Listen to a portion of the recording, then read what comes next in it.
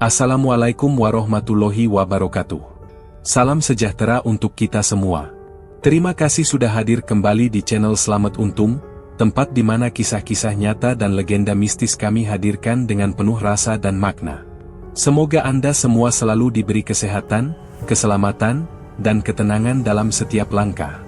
Dukung terus channel kami dengan cara subscribe, like, dan aktifkan loncengnya, agar Anda tidak ketinggalan cerita-cerita pilihan yang akan terus kami sajikan. Mari kita mulai ceritanya. Yanwar berangkat pagi dari kontrakan kecil di Karangpandan menuju toko listrik di Ambarawa.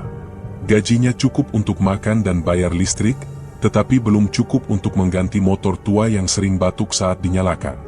Di jalan ia melihat mobil baru pemasok melintas pelan di depan gang, dan angka cicilan menekan kepala. Di toko ia menyusun kabel gulung dan lampu sorot, mengecek nota sambil menahan letih. Ia bekerja rapi, namun pikirannya kembali pada kontrakan yang jatuh tempo dan tabungan yang menipis. Setiap jam terasa panjang karena ia menghitung lagi sisa uang, memikirkan harga beras, dan menimbang keinginan istrinya yang belum tertutup. Sore itu ia meminjam uang kecil pada Randy untuk menutup kebutuhan. Randy mengulur dompet sambil melirik. "Kamu aman kan, War?" Yanwar mengangguk meski pipinya panas. "Sebentar saja, nanti aku ganti." Randy menepuk bahu dan menurunkan suara. "Jangan sering-sering. Di gudang ada yang suka ngomong." Dua karyawan yang lewat mendadak diam saat Yanwar melintas. Ia menutup kasir, memadamkan saklar, lalu berjalan ke parkir dengan kepala penuh prasangka. Ia merasa jadi bahan omongan dan itu menambah beban yang dari pagi belum turun. Malam turun ketika motor tua berhenti di depan kontrakan. Nur Aini duduk di kursi plastik, rapi dengan baju rumah yang wangi. Rambutnya digelung bersih, bibirnya lembut dengan warna tipis. Yanwar senang melihatnya, namun rasa rendah diri ikut muncul. "Mas, kapan kita beli lemari baru?" tanya Nur Aini pelan. "Yang itu sudah miring." Yanwar menaruh helm dan menahan nada. "Tabungan kita tipis. Kontrakan jatuh tempo." Nur Aini menatap lantai. "Teman-teman sudah naik mobil. Aku masih begini." Yanwar tidak menjawab karena takut nada suaranya pecah. Lengan Nur Aini halus ketika ia lewat menuju dapur, membuat dada Yanwar hangat sekaligus perih. Di dapur kecil, panci menggantung dan meja menempel dinding. Nur Aini menyajikan nasi dan lauk lalu duduk dekat. Saat melewati Yanwar, pundaknya menyentuh pelan, aromanya lembut. "Aku berusaha tampil baik buat kamu," katanya lirih. "Setidaknya rumah rapi." Yanwar mengangguk, tetapi pikirannya kembali pada angka di dompet. Ia menatap punggung istrinya yang terawat dan ingin memeluk, tetapi tangannya menahan diri. "Kita makan dulu," ucapnya pendek. Sendok beradu dan membuat ruang terasa sempit. Mereka makan tanpa banyak kata karena setiap kalimat mudah berubah jadi tudingan. Yanwar menelan kering, Nur Aini menunduk lama, dan bunyi jam dinding seperti menambah tegang. Sesudah makan, Nur Aini merapat di sofa. Ia merapikan kerah baju Yanwar dan menyentuh pelipisnya. "Kamu kelihatan capek. Aku bisa pijat kalau mau." Sentuhan ringan itu membuat jantung Yanwar berdegup. Ia menelan ludah. "Besok aku lembur." Nur Aini menghela napas. "Aku ingin rumah terasa hidup. Perabot sederhana pun tidak apa-apa, asal tidak rusak." Ia mendekat lagi dan menumpukan dagu di bahu suami. Yanwar diam karena takut membuka topik uang. Di kepalanya, gosip di gudang berputar dan menambah panas. Tangan Nur Aini turun ke lengan, mengusap pelan, lalu berhenti saat ia merasakan Yanwar tegang. "Kalau begitu mandi dulu dan istirahat," ucapnya datar, kecewa yang ditahan tampak di matanya. Suara langkah tetangga melintas di depan pagar. Pak Surip mengetuk dan menyapa. "War, nanti mampir ke pos ronda, ada teh hangat." Yanwar menolak halus. "Besok saja Pak, masih ada urusan." Pak Surip mengangguk, tetapi pandangannya menilai keadaan ruang sempit itu. "Baiklah, istirahat." Setelah tetangga pergi, Nur Aini menutup pintu. "Kenapa kamu menjauh dari orang? Dulu kamu suka ngobrol." Yanwar gelisah. "Aku tidak enak hati." Nur Aini memeluk lengan suami. Kalau ada yang berat, cerita. Yanwar menggeser duduk dan menjawab singkat, nanti. Televisi menyala tanpa suara. Iklan bergerak dan memantul pada kaca lemari yang miring. Yanwar melihat pantulannya sendiri tampak pucat. Ia mendekat dan memegang engsel yang longgar. Kaca bergeser sedikit dan membuat dada tidak nyaman. Lemari ini bikin aku risih, kata Nur Aini. Seperti ada yang menatap. Yanwar menahan kata. Besok kita cari tukang. Nur Aini mengangguk, tetapi matanya tetap pada kaca. Ia merapat pada Yanwar. Aku dingin, ucapnya pelan. Yanwar mengambil selimut tipis dan menutup pundaknya. Kulit Nur Aini terasa hangat di bawah kain, dan napasnya teratur. Yanwar menahan dorongan untuk menariknya lebih dekat karena takut permintaan baru muncul. Mereka menuju kamar. Nur Aini menepuk pelan dada Yanwar. Jangan terlalu keras pada diri sendiri. Ia menatap suami dari jarak dekat. Wajahnya bersih tanpa rias berat. Yanwar ingin mencium, tetapi suara percakapan dari lorong membuat fokusnya buyar. Ia mundur setapak. Istirahat ya. Nur Aini memegang tangannya lebih lama dari biasa lalu melepaskan. Lampu kamar diredupkan. Mereka berbaring membelakangi. Jarak di ranjang terasa jelas, bukan karena marah, melainkan karena takut salah bicara. Di luar, bunyi kendaraan dari jalan raya Ambarawa lewat seperti arus tetap, tetapi di dalam kamar suara napas mereka tidak seirama. Maaf, kata Yanwar singkat. Aku cuma ingin kita baik-baik saja. Nur Aini menjawab pelan, aku juga. Keduanya diam. Kaca lemari di sudut kamar tetap miring, memantulkan sudut ruangan yang gelap, dan rasa belum selesai menempel di udara yang dingin. Yanwar bangun lebih cepat, mencium kening Nur Aini singkat, lalu berangkat ke toko dengan langkah yang ia jaga agar tidak bising. Di jalan menuju Ambarawa ia berharap pada lembur, tetapi angka di kepala tidak masuk akal. Ia ingin membawa pulang kabar baik. Di toko listrik, pemilik memanggil semua karyawan dan mengumumkan pemotongan lembur karena penjualan turun. Yanwar tetap menyusun kabel dan memeriksa lampu, tetapi napasnya pendek. Saat istirahat, Randy menepuk meja. Sabar ya War, bulan ini kita tipis. Yanwar mengangguk. Aku hitung ulang tagihan. Mungkin ada yang bisa ditunda. Randy menurunkan suara. Kalau ada jalan lain, ambil yang wajar. Jangan bikin diri susah. Kata-kata itu menempel sampai sore dan membuat kepala Yanwar panas. Di depan kontrakan, Pak Surip berdiri membawa kantong sayur. Ia menatap Yanwar lalu bicara pelan. War, kamu anak baik. Ada cara cepat tapi perlu nyali. Di pinggir Karang Pandan ada orang pintar. Namanya Mbah Mukti. Yanwar menelan ludah. Maksudnya bagaimana Pak? Pak Surip menatap kanan kiri. Datang saja minta saran. Banyak yang merasa terbantu. Tapi hati harus kuat. Yanwar mengangguk tanpa janji. Nur Aini muncul di pintu, memberi isyarat makan sudah siap, dan obrolan berhenti. Malamnya Nur Aini merapikan kerah ke meja suami dan duduk dekat. Mas, aku ingin mulai usaha kecil di rumah. Jual kue atau aksesoris. Aku tidak mau hanya diam. Yanwar menatap meja dan harga diri yang retak oleh kabar lembur. Modal dari mana? Tanyanya pelan.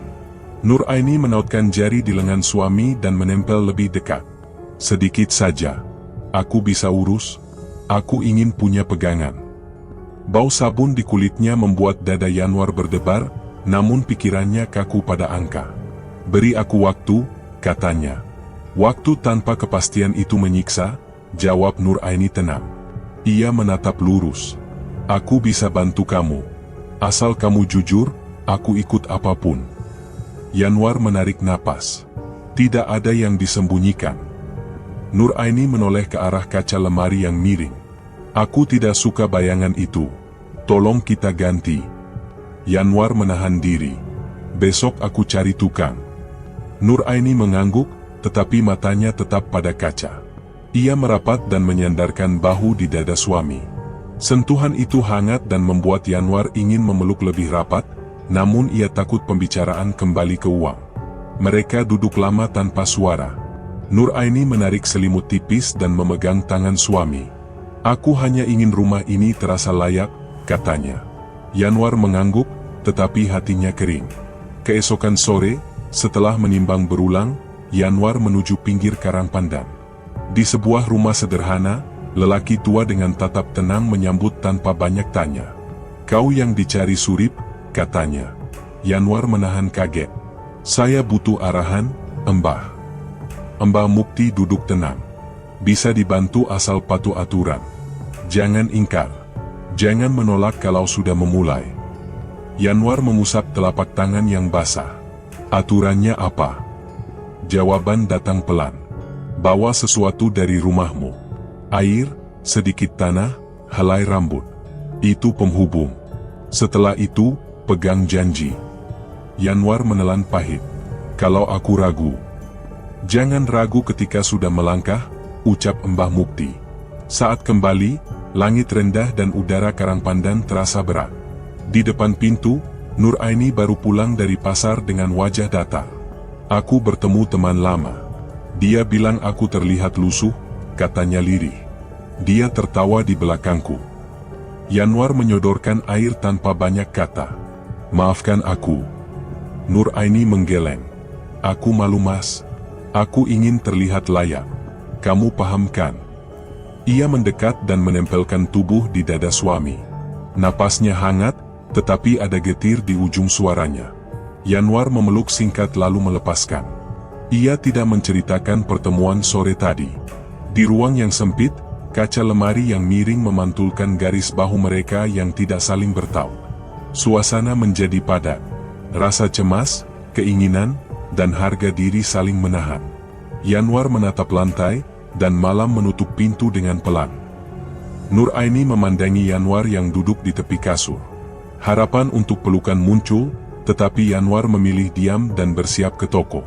Aroma sabun pada kulit Nur Aini membuat dada Yanwar berdebar tidak teratur. Ia menahan diri agar tidak terlihat gelisah karena pikirannya penuh oleh syarat dari Mbah Mukti. Sepulang kerja Yanwar menyiapkan botol kecil berisi air dari bak, mengambil sedikit tanah dari sudut halaman, lalu menyimpan helai rambut Nur Aini yang tertinggal di sisir. Tangannya bergetar saat memasukkan semuanya ke kantong dan rasa bersalah muncul karena menyentuh barang istri tanpa bicara. Mas kamu cari apa?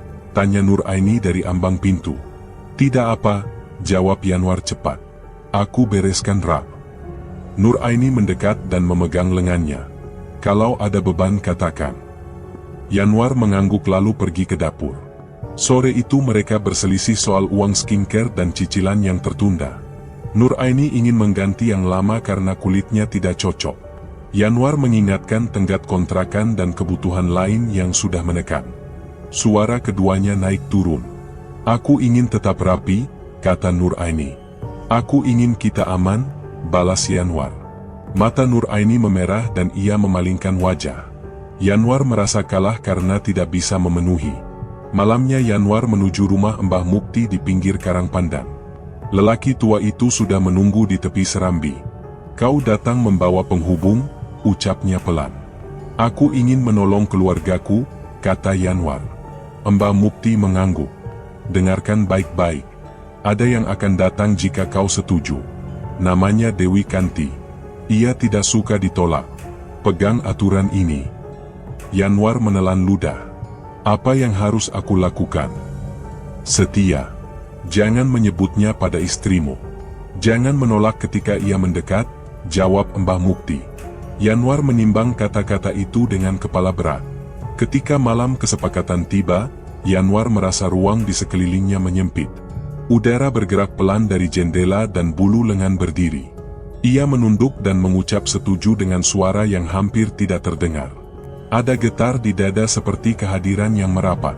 Ia menutup mata sebentar, lalu pulang dengan langkah tidak mantap.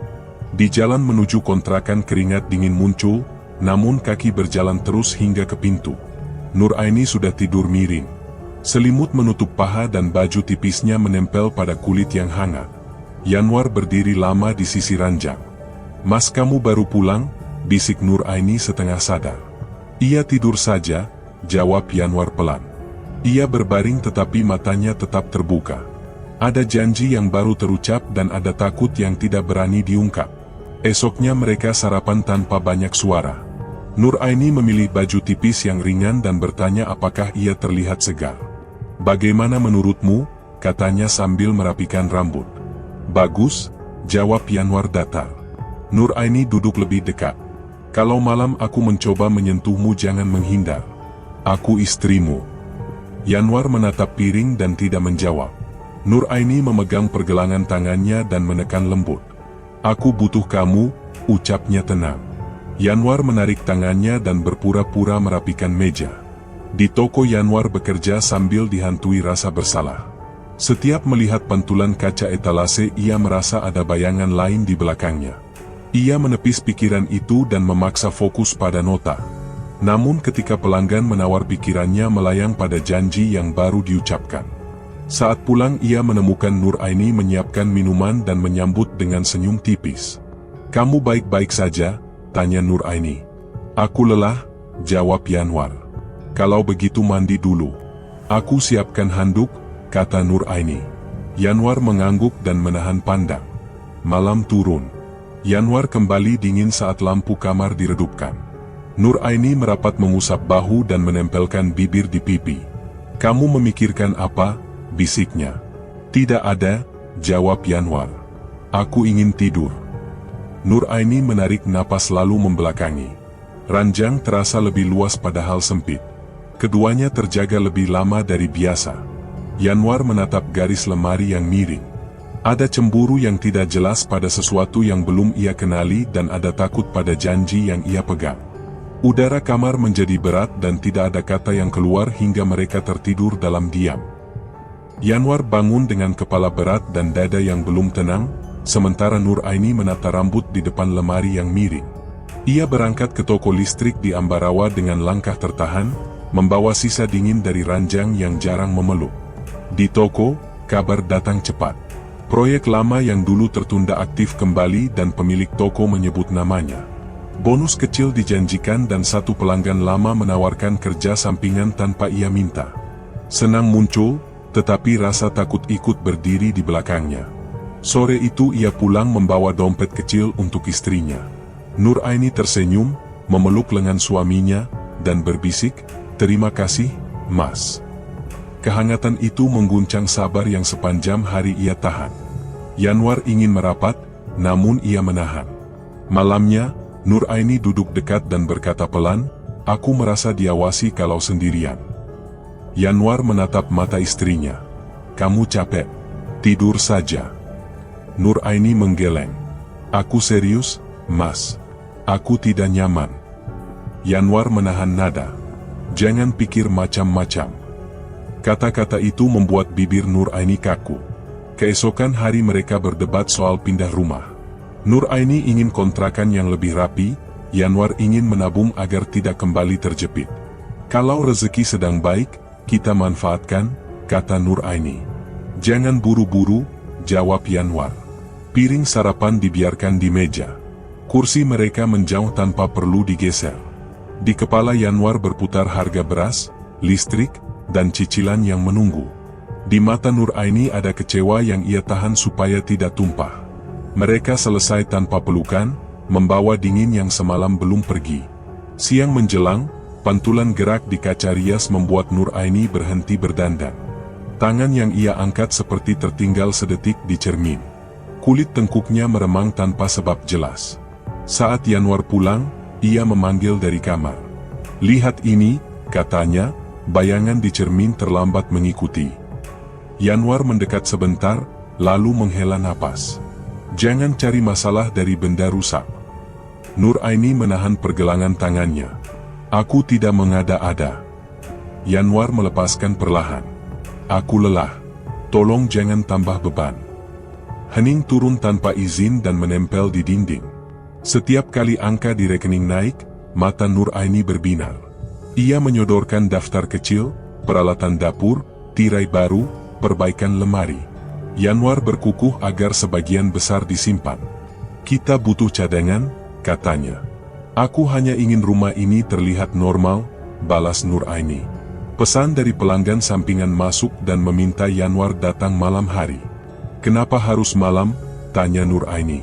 Jadwal mereka penuh, jawab Yanwar pendek. Aku ikut, ucap Nur Aini. Tidak usah, sahut Yanwar. Percakapan itu selesai tanpa kesepakatan, menyisakan udara yang padat. Malam lebih senyap dari biasa. Nur Aini mematikan televisi, duduk mendekat, dan mengusap dada Yanwar perlahan. Napas mereka saling tangkap, namun tubuh Yanwar kaku seperti menahan sesuatu. Kamu menjauh, bisik Nur Aini, aku takut kamu tidak butuh aku. Yanwar menatap langit-langit. Aku butuh kamu. Aku hanya lelah. Nur Aini menempelkan bibirnya tipis di pipi suami. Kalau begitu biarkan aku menemani. Yanwar mengangguk, tetapi ketegangan tidak turun. Pelukan singkat terasa seperti kewajiban. Keintiman berhenti sebelum benar mulai. Setelah itu, Nur Aini berdiri di depan cermin. Ia menekan bibir dengan jari, merapikan kancing baju, lalu menoleh ke arah ranjang. Aku merasa ada yang berdiri di belakangku, ucapnya. Yanwar bangkit, berdiri di sisinya, dan menatap pantulan mereka. Tidak ada siapa-siapa, hanya ruang sempit dan lemari yang miring. Sudah, tutup saja, kata Yanwar. Nur Aini menurunkan kain penutup cermin, tetapi dingin tetap tinggal di kulitnya. Ia kembali ke ranjang, menyusup di bawah selimut, dan mencari tangan suaminya. Jantungnya berpacu justru karena takut. Hari berikutnya laporan penjualan membuat pemilik toko memuji Yanwar dan menambah uang makan. Kabar itu melegakan, namun tegang di rumah tidak turun. Nur Aini membawa katalog belanja dan meminta pertimbangan, Yanwar menahan, dan kata-kata kecil berubah tajam. Kamu tidak percaya aku bisa mengatur, ujar Nur Aini. Aku percaya, tapi kita harus hati-hati, balas Yanwar. Sore merayap, suara anak-anak dari gang masuk sebentar lalu hilang. Di dalam, dua orang dewasa saling diam dengan pikiran yang tidak bertemu. Menjelang tidur, Nur Aini kembali mendekat. Aku ingin dekat malam ini, katanya pelan. Yanwar mengusap pipinya, mencoba melepas tegang yang terikat di punggung. Ada rasa takut pada sesuatu yang tidak terlihat, seperti tatapan yang tidak pernah berkedip. Ia menarik selimut, memeluk sebentar, lalu melepaskan. Nur Aini memalingkan wajah dengan mata basah yang ia sembunyikan. Lampu diredupkan. Di sudut kamar cermin rias tertutup kain tipis, namun ruangan seperti tetap menatap mereka. Yanwar memejamkan mata, dada berdebar, dan tidur datang seperti pintu yang tidak benar-benar tertutup. Cermin rias tetap tertutup kain tipis, tetapi rasa tidak nyaman tidak juga pergi. Yanwar bangun lebih awal dan melihat Nur Aini pucat. Ia menyentuh kening istrinya lalu menarik tangan karena dingin. Kamu pusing, katanya pelan. Sedikit, jawab Nur Aini. Sentuhan singkat itu membuat dada Yanwar berat. Ada hal yang belum beres dan jarak di ranjang tidak banyak membantu. Ia menahan kata, menuang air minum, lalu berangkat kerja dengan kepala penuh beban yang belum ia ceritakan. Menjelang siang, Pak Surip berhenti di depan pintu membawa roti hangat. Ia melihat Nur Aini duduk lemah di sofa, lalu menatap Yanwar dengan wajah serius. War, ajak bicara orang yang kemarin aku sebut, katanya pelan. Di rumahmu ada hal yang tidak wajar. Yanwar menahan tatap. Maksud Pak apa? Pak Surip menurunkan suara. Pergi ke Mbah Mukti. Jangan tunda. Aku tidak enak melihat istrimu. Nur Aini melirik sambil menahan senyum sopan. Terima kasih Pak, ucapnya. Yanwar mengantar tetangga itu sampai pagar, dada berdebar, antara malu dan takut, tetapi ia tidak membantah satu kata pun. Sore itu Yanwar menyusuri jalan pinggir sawah menuju rumah Mbah Mukti. Lelaki tua itu duduk tenang dan mempersilakan duduk tanpa banyak tanya. Rezeki yang kau terima terikat janji, ucapnya. Kalau kau mengabaikan, ia akan datang lebih dekat. Kau harus memilih. Yanwar menggenggam lutut. Siapa yang datang? Mbah Mukti menatap lurus. Dewi Kanti. Ia tidak suka ditolak. Pegang aturan. Jangan menunda dan jangan berbohong pada dirimu. Yanwar menelan keras. Kalau aku berhenti, semua ada harga, jawab Mbah Mukti. Kalau kau bertahan, jangan lengah. Kalau kau ragu, jangan bermain. Kata-kata itu menempel di kepala, menggesek rasa takut dan rasa ingin selamatkan rumah. Saat pulang, Nur Aini menunggu di ruang tamu. Ia berdiri dengan gaun rumah yang sederhana, wangi sabunnya halus. "Mas kemana?" tanyanya. "Cari angin," jawab Yanwar. "Kamu berubah," kata Nur Aini.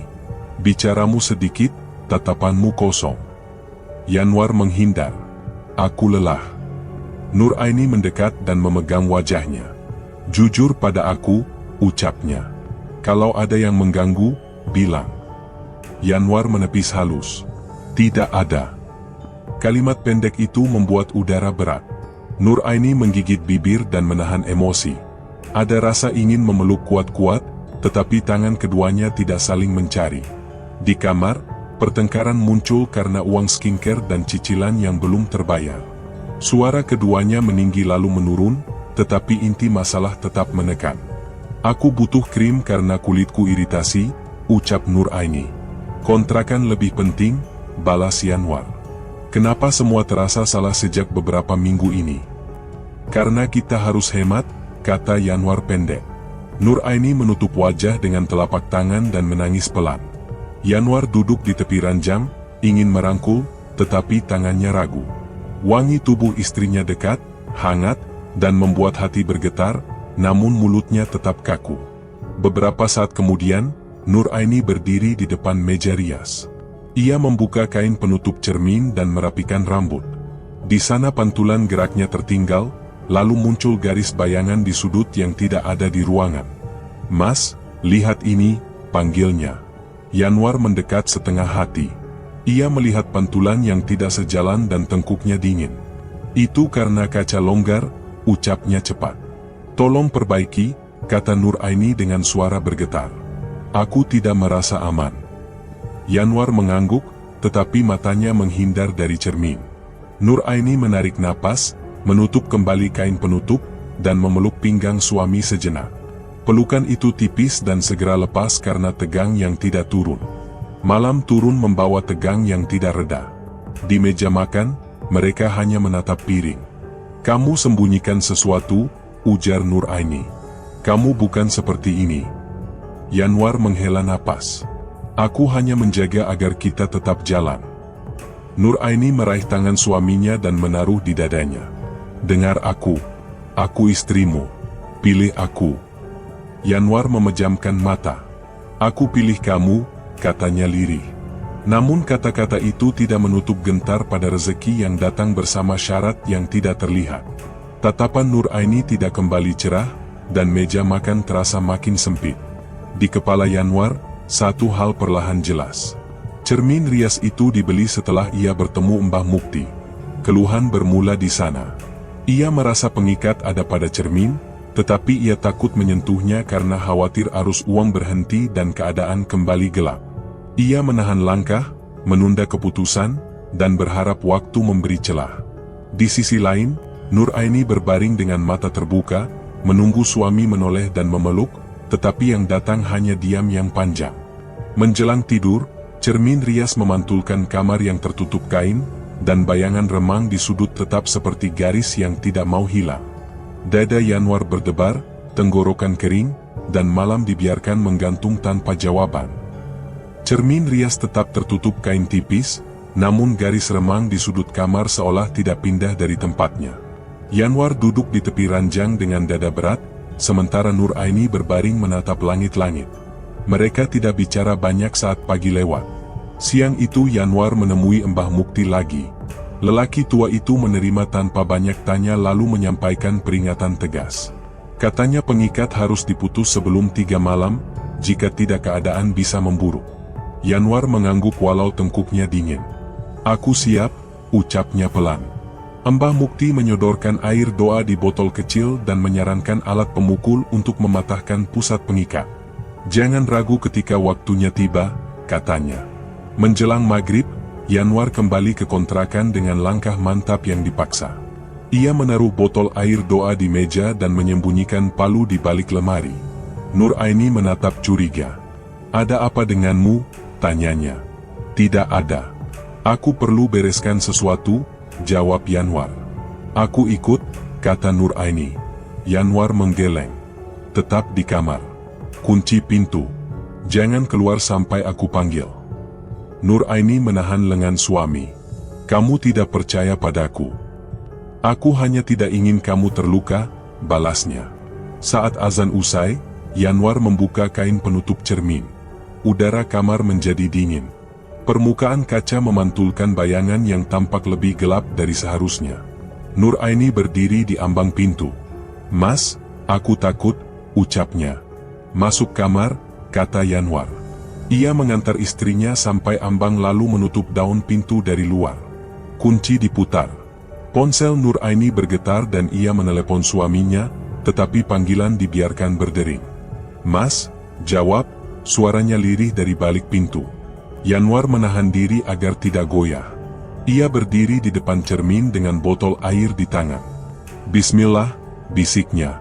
Ia percikan air ke permukaan kaca.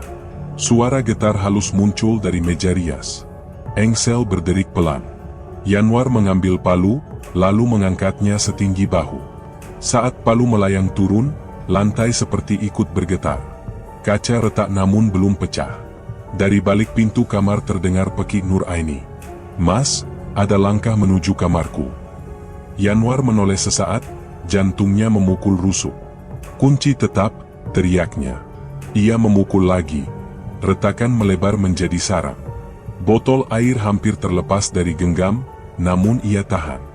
Rak kecil di sudut ruangan bergoyang. Piring di dapur berdering pelan.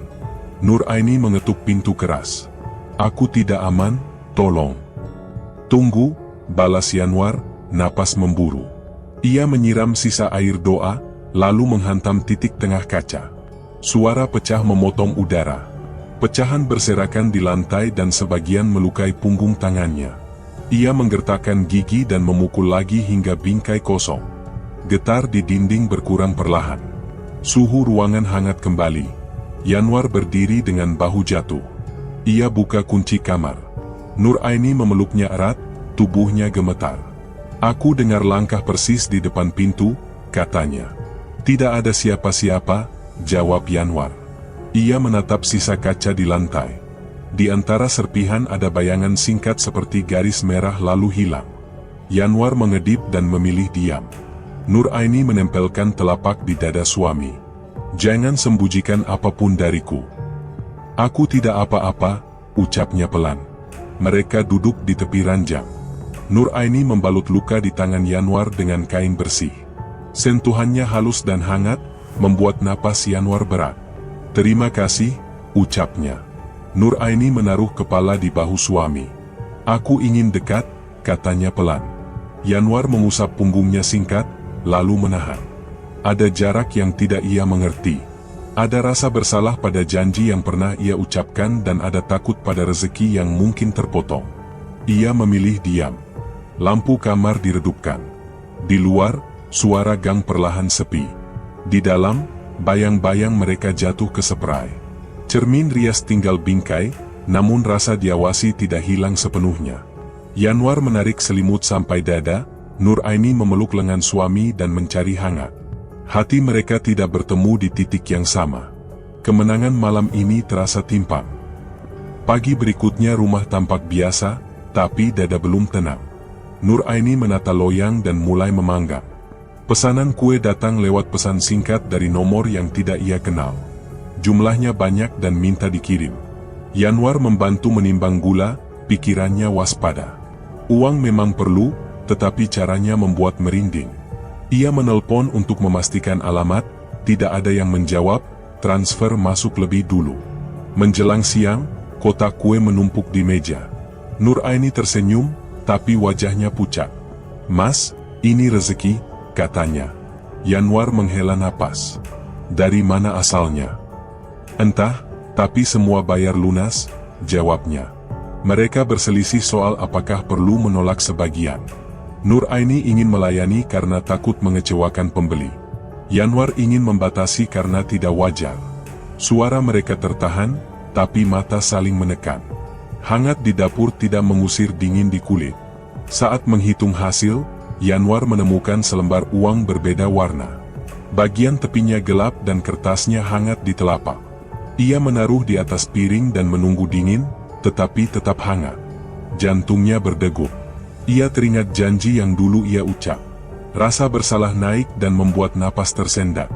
Uang itu aneh, ucapnya. Nur Aini mendekat. Kamu kenapa? Tidak usah dipakai, kata Yanwar. Aku akan simpan terpisah. Nur Aini mengangguk, meski ragu terlihat jelas. Sore itu Yanwar mencari Mbah Mukti, namun rumahnya sepi. Di meja bambu ada selembar kertas kecil.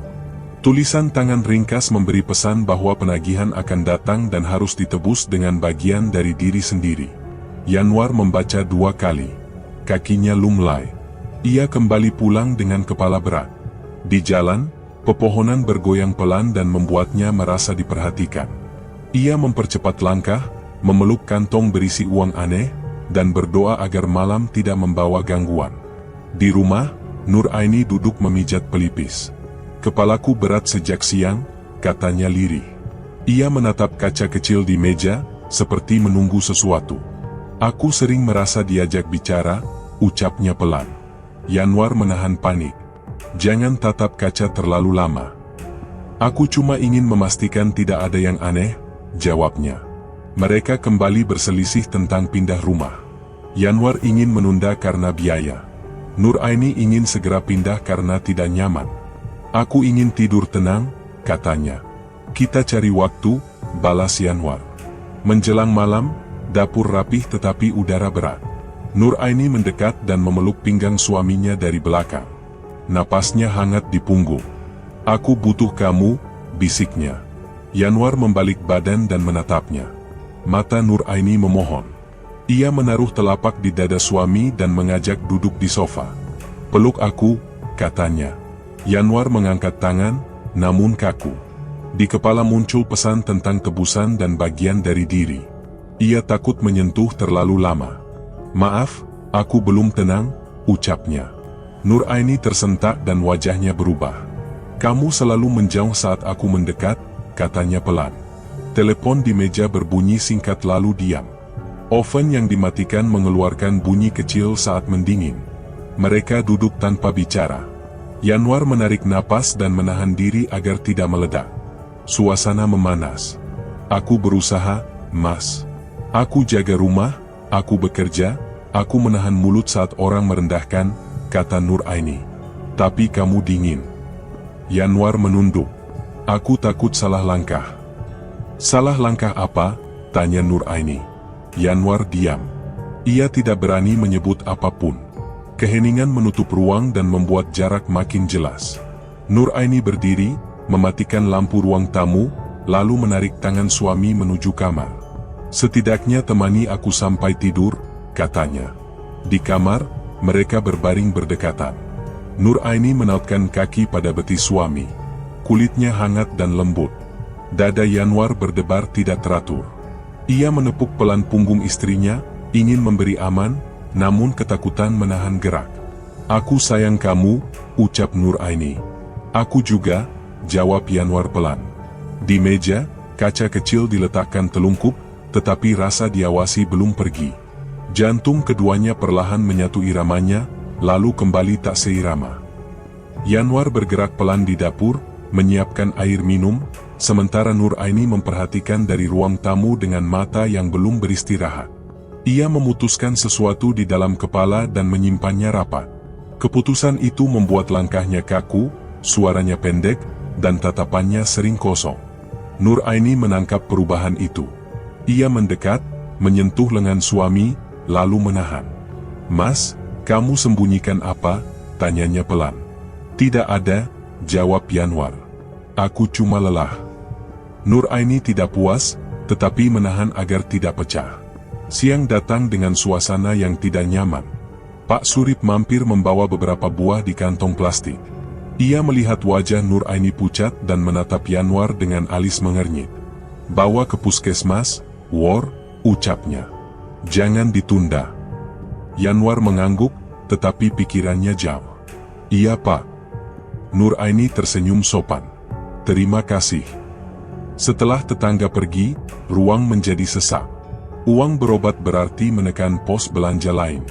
Pikiran itu menambah berat kepala. Nur Aini duduk dekat, merapatkan paha ke paha suami.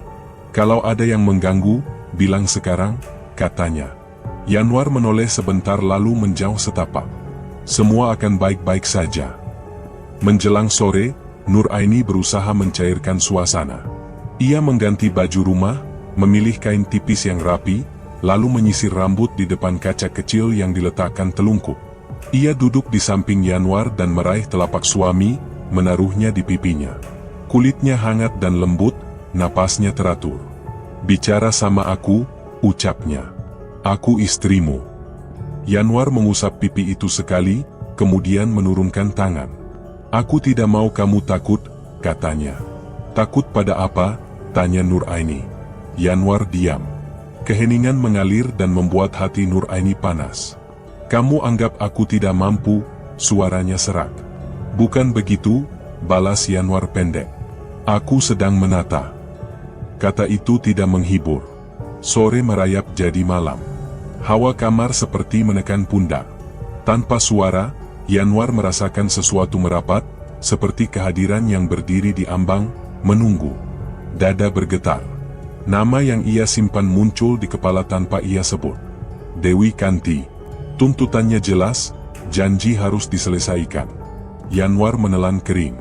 Nur Aini melihat perubahan pada mata suaminya, lalu beranjak dan memeluk dari depan.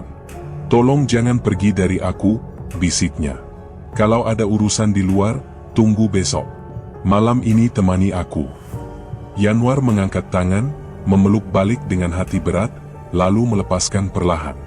Telepon Nur Aini bergetar, pesan masuk dari pelanggan kue, lalu sepi lagi. Ia menaruh ponsel dan fokus pada suaminya. Aku cemburu, katanya jujur. Kamu bukan seperti ini. Kamu jauh padahal kamu di sini. Yanwar menatapnya, merasa bersalah dan takut sekaligus. Maaf, katanya singkat. Aku janji semuanya akan selesai. Kalimat itu tidak menenangkan. Nur Aini menarik napas panjang, menahan air mata yang mulai naik. Kalau kamu mencintaiku, jangan simpan sendiri, ucapnya. Aku kuat kalau kamu jujur.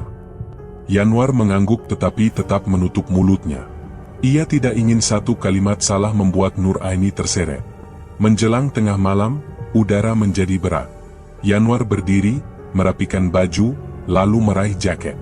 Nur Aini berdiri di hadapan pintu, menghalangi. Mas, jangan pergi, suaranya bergetar. Aku tidak sanggup sendirian.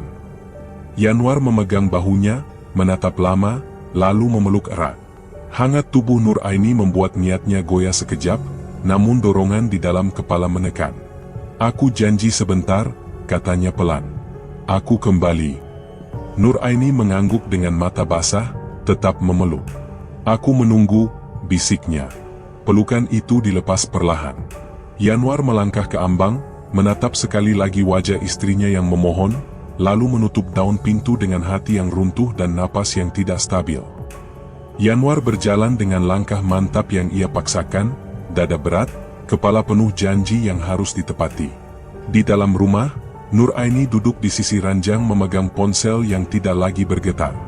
Mas, jangan lama, bisiknya pada ruang kosong. Ia memejamkan mata karena lelah menahan khawatir. Napasnya melambat.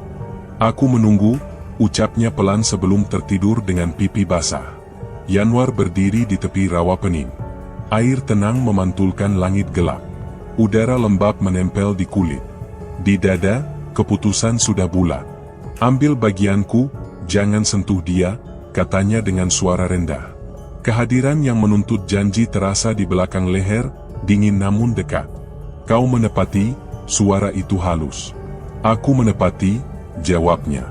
Ia mengatur napas, menutup mata, dan membiarkan tubuhnya rileks. Detak jantung melambat dengan sadar. Untuk Nur Aini, katanya terakhir kali. Pagi datang pelan. Nur Aini bangun dengan kepala berat dan memanggil suaminya dari pintu kamar. Tidak ada jawaban. Ia melangkah ke ruang depan dan melihat Yanwar terbaring di sofa dengan mata tertutup. Wajahnya tenang, bibir sedikit tersenyum, tangan terkulai di sisi tubuh. "Mas, bangun," panggilnya sambil mengguncang pelan. Tubuh itu tetap diam. "Mas, jangan begini," suaranya pecah. Ia menjerit dan memeluk suaminya erat. Tangisnya keras, dada sesak, kata-kata kacau. "Kenapa kamu tidak bilang? Kenapa kamu pilih diam?" ucapnya berulang sambil menempelkan wajah di dada yang tidak lagi hangat. Pak Surip datang tergesa setelah mendengar teriakan. Ia berhenti di ambang, menahan napas, lalu mendekat dengan mata memerah. "War," panggilnya lirih. Ia menutup mulut, lalu memegang bahu Nur Aini. "Kita urus baik-baik," katanya tenang. Warga Karangpandan berdatangan. Ada yang membawa kain, ada yang menyiapkan air bersih. Tidak banyak tanya. Mereka bekerja rapi. Nur Aini duduk di kursi dengan pandangan kosong, sesekali terisak. "Aku minta maaf, Mas," gumamnya. "Aku sering meminta lebih." Beberapa hari berjalan seperti mimpi tanpa warna. Usaha kue tetap berjalan biasa. Pesanan datang secukupnya, tidak ada lonjakan, tidak ada gangguan. Rumah kembali sunyi setelah pelayat pulang. Di meja dapur, satu piring kosong tetap tergeletak. Nur Aini menata peralatan, menjemur kain, lalu duduk lama tanpa menyalakan apapun. "Mas, aku di sini," katanya pada ruang yang sepi. Tidak ada jawaban. Hanya tenang yang menekan. Sore itu ia berangkat ke tepi rawa pening. Angin pelan menyentuh rambutnya. Permukaan air rata dan tidak menakutkan. Ia berdiri di batu tepi dan memegang erat kain tipis di bahunya. "Mas, aku paham," ucapnya pelan.